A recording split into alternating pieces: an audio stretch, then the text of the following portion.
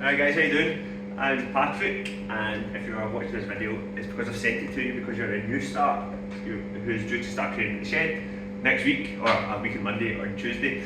So I decided just to make a sort of short video of a couple of exercise ideas that you might want to try in the house before we start. Firstly, just to sort of familiarise yourself with a couple of the basic fundamental movements, but secondly, and probably even more importantly, it's just to give your muscles a chance to get used to a couple of movements that they're going to be carrying out at the sessions. For anyone that's not exercised before, because I know some people they're completely new to strength training, they maybe have a background in running, for example, but they're not actually done much weights. Some folk maybe just completely new to exercise of all sorts.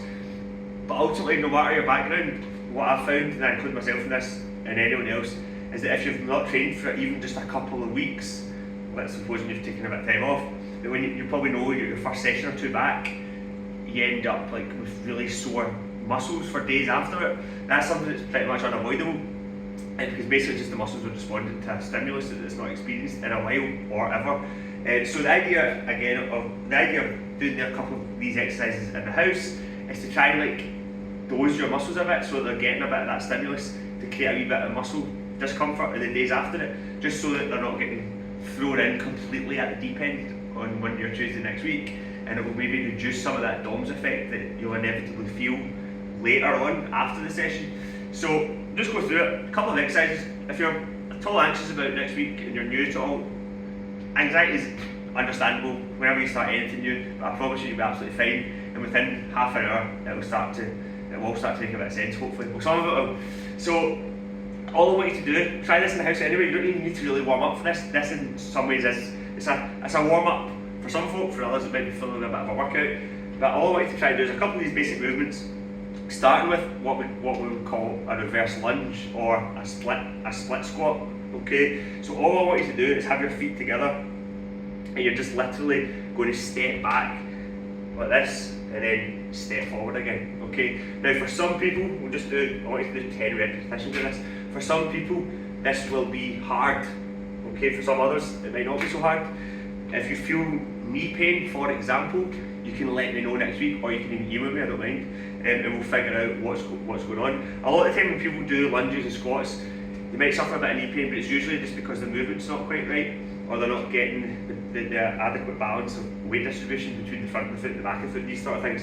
So I want you to try this though. If you feel that this movement alone is really tough and you're struggling to press up, because what I want you to avoid, if possible, I want everyone to eventually be able to do this without creating a brace, without putting their hands on this knee, okay, because that's a common sort of shortcut that people will take. They'll lean down like this and then they'll push up. And what we want to do over time is develop the strength in the leg that means you don't have to do that. So if you feel you are having to do that at the moment, what you could do, just put this over here, picked this earlier, is just find something close by that you can just lean on gently, just to give you a bit of assistance. Now what I mean by lean on gently is use it as much as you have to without over relying on it, if that makes sense. So what I don't want you to do is sort of lean in lots of your weight on this, and then actually it's quite easy. So I want you to just try and see if you can perform the movement as much as you can with minimal assistance within reason. So we're looking for you to do 10 repetitions of that per leg. Okay, so you can do that. I'll write down a wee order of exercises in an email as well when I send this video. Okay, so we're looking for reverse lunges. If you find that's a bit uncomfortable or a bit tricky, you could even take a split stance like this.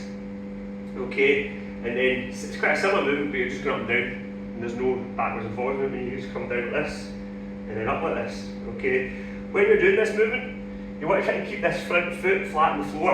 Okay, so your heel down, and you want to try and focus on pushing the weight up through the heel, the ball of the foot, and the small toe. So it's like a tripod: heel, ball of foot, small toe. Okay, that's your most solid base you're going to create to make this as manageable as possible. I also want you to start thinking already, I know you've not started yet, but start thinking about how you're moving in relation to your foot and knee. So what we don't want to see is this knee coming in like this. Okay, so when you're doing this movement, the knee should kind of follow the line of the foot like this, okay, as opposed to this. Okay, so just be aware of that. We'll go into further detail of what that means and why you want to avoid it later. Okay, so you're aiming for 10 reps of that. Also, I want to throw in the upper body one here, press ups. A lot of folk can't do press ups, and that's okay. One of the reasons we do bench press at the sessions is because it helps develop the same muscles that press ups do. So for example, your triceps, your shoulders and your chest. If you can't do press ups, the common thing that people default to is they go onto their knees and they do kneeling press ups. At the shed, as a trainer, I don't like them because I don't think they form a real progression towards real press ups because you're on your knees. As soon as you're on or off your knees, the core muscles integrate a lot better, the same way they do when you're doing actual press ups. So, when we're doing bench press, which is with the bar, you can be focusing on building your strength on the press up or the bench press up and down, and as you get stronger you can put more weight in the bar, which will then help bridge the gap to allow you to eventually do press ups without your knees in the ground.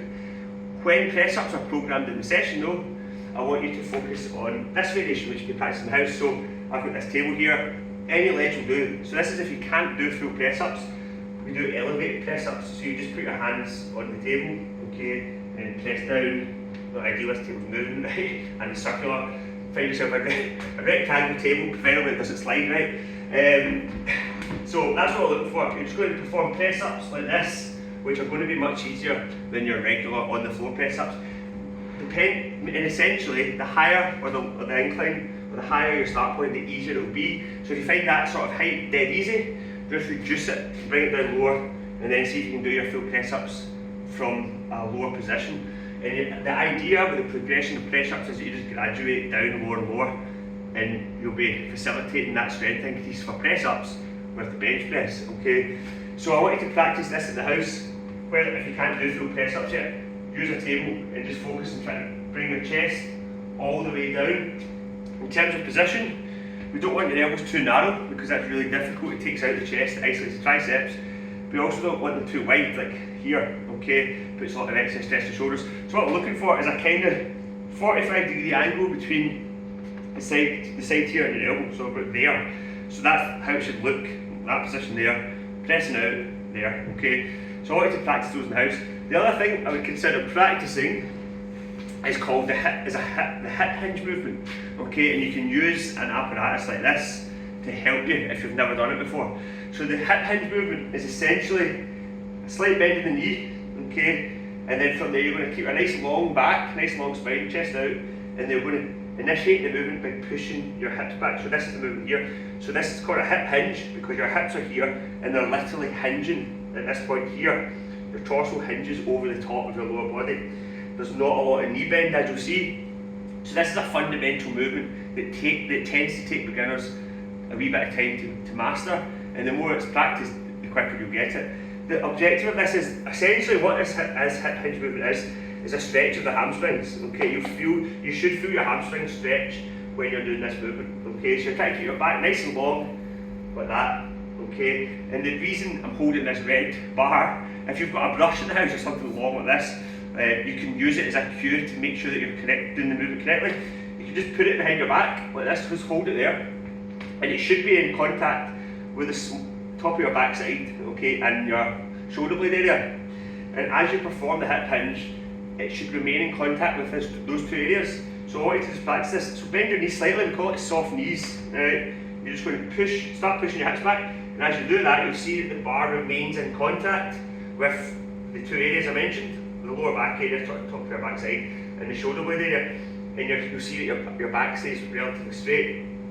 If the common thing people do with this exercise is that they round their shoulders, so they do this, they reach down and like this, and right away you can see that the bar has lost contact with my shoulder area. That's how you know it. So it gives you an immediate feedback to tell you you're doing it wrong. And so that's why it's quite useful, because if you can't see yourself in the house, if you've got someone in front of you telling you you're doing it wrong, fine, but it's helpful to practice it and you become aware of the movement itself. So that's the movement there I want you to practice in the house if you've not done this before or you feel you might be struggling with it a bit. Push your hips back and make sure that as you perform this movement, the bar remains in contact at these 2 points, okay? So that's it there. That's a hip hinge. And that will become really relevant for deadlifts, kettlebell swings, rows, and a whole host of other exercises, to be honest.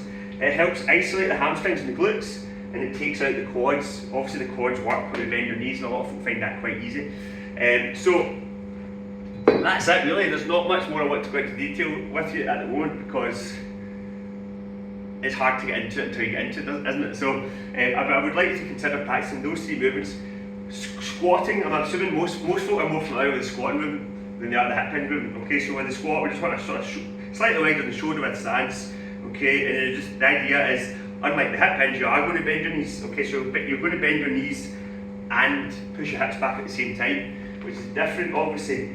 So that's the squat there. It's different to the hip hinge because the movement is isolating this area here by not bending these. So that's the fundamental difference between the two, and that's fundamentally what I'd like you to, that's your main thing to learn probably the first week or two, is recognising and really mastering the difference between a squat movement like that, or a knee dominant movement like that, and a hip hinge. Okay, so you want to eventually get used to like just moving between the two and recognising they're really different.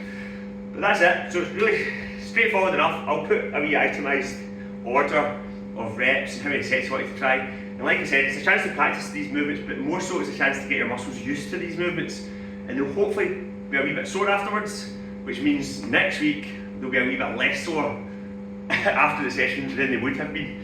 Okay, thanks guys, we'll see you soon.